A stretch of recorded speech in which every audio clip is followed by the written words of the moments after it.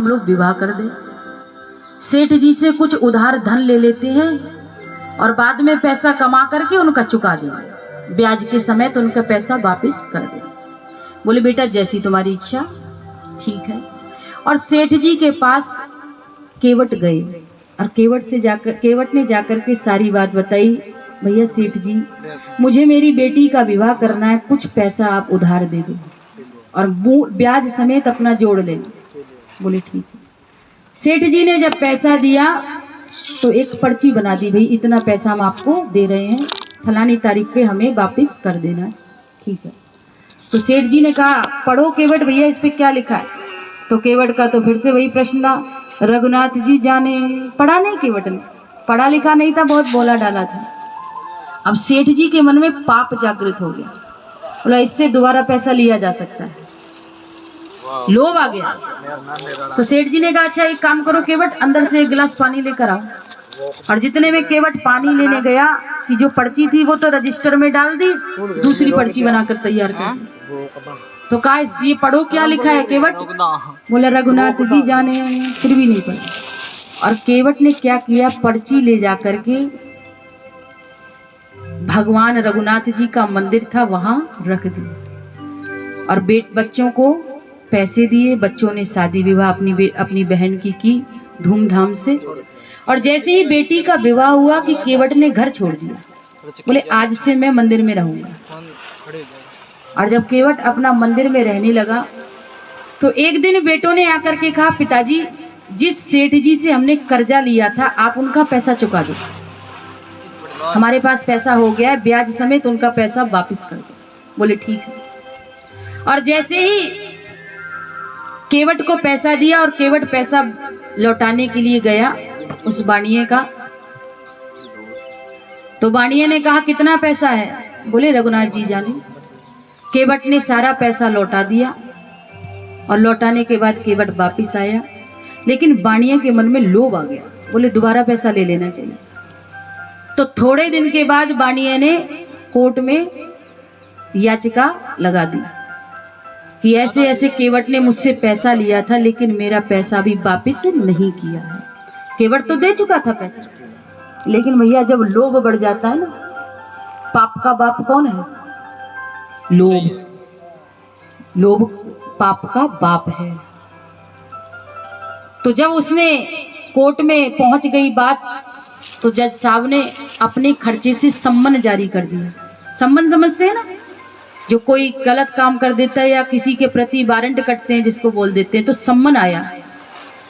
तो जब सम्मन आया और जब सम्मन लेकर के संतरी आया तो सब जगह पूछता है भैया रघुनाथ कौन है। रघुनाथ के लिए सम्मन आया है, क्योंकि रघुनाथ के लिए नहीं, केवट के लिए सम्मन आया है। अच्छा, जब केवट को दिया तो केवट ने वह सम्मन भी भगवान को रख दिया, भगवान के चरणों में रख दी पर्ची। और जब केवट तारीख पे पहुंचा तो जज साहब ने पूछा भैया केवट, तुमने इन सेठ जी से कुछ पैसा उधार लिया था? बोले हाँ लिया था। बोले दे दिया? बोले हाँ दे दिया। तो तुम जब पैसा ले रहे थे और दे रहे थे तो तुम्हारे बीच में कोई तीसरा भी था? कहते ना भैया कोई बिचौलिया रख लो बीच में, नहीं तो बात कभी खराब होगी तो ये मना भी कर देगा नहीं दिया, तो इसीलिए बिचौलिया रखते थे। तो बोले तुम्हारे बीच में कोई तीसरा था सेठ जी और तुम्हारे बीच में? बोले हाँ था। बोले कौन था? बोले रघुनाथ जी थे। जज साहब को लगा कि कोई रघुनाथ नाम का व्यक्ति होगा, वो उनके बीच में था। तो बोले रघुनाथ जी को बुला करके लाओ। रघुनाथ जी के लिए भी सम्मन जारी कर दिया। और जैसी सम्मन जारी हुआ और इधर क्या हुआ, संतरी जब सम्मन को लेकर के आया तो पूरे गांव में पूछता है रघुनाथ कौन है, रघुनाथ कौन है। रघुनाथ नाम का तो कोई था ही नहीं उस गांव में। तो पुजारी मंदिर के दरवाजे पर खड़ा था, जब उससे कहा गया भैया यहाँ कोई रघुनाथ जी रहते हैं क्या? बोले हाँ रहते हैं। बोले क्या बात है? बोले उनके लिए सम्मन आया। बोले अच्छा। तो बोले आप सम्मन दे देंगे रघुनाथ जी को? बोले हम दे देंगे।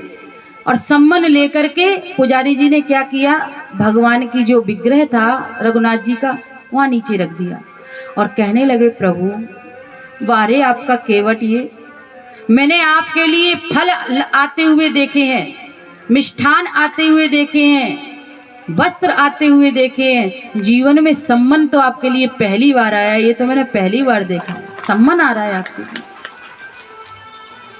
पुजारी का हृदय भर गया और आंखों से अश्रु बहने लगे और कहने लगे, प्रभु उस केवट का आपके अलावा कोई दूसरा व्यक्ति है नहीं, इसलिए मैं आपको निवेदन करता हूं कि आप उस केवट के लिए जरूर जाना अदालत में। ऐसा निवेदन करके भगवान के नीचे पर्ची लगा दी। और क्या हुआ, शाम को केवट घूमते घूमते आ गया मंदिर में। तो पुजारी कहने लगे, भैया तूने ये केवट क्या कर दिया?